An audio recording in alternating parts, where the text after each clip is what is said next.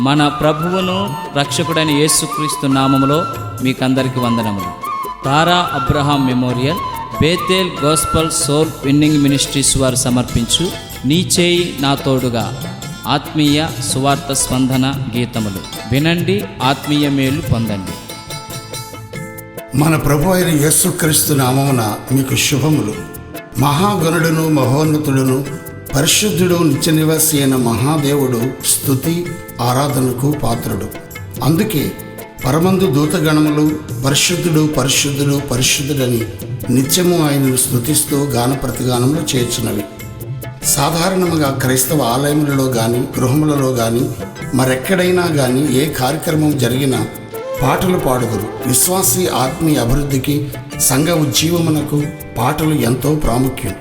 సృష్టికర్త అయిన దేవుడు భూలోక పునాదులు వేసినప్పుడు దేవదూతలు, సంతోషం కలిగినప్పుడు కృతజ్ఞతతో, బాధలు కలిగినప్పుడు ప్రార్థనాపూర్వకముగా, ఆత్మతో నింపబడినప్పుడు ప్రవచనాపూర్వకముగా భక్తులు పాటలు పాడిరి.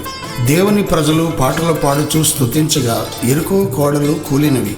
యెహోషాపాతు కాలములో పాటలతో స్తుతించగా యుద్ధము చేయకుండానే గెలవగా పౌలుశీలలు పాటలు పాడగా చెరసాల పునాదులు అదిరి ఖైదీలు బంధకములు ఊడెను.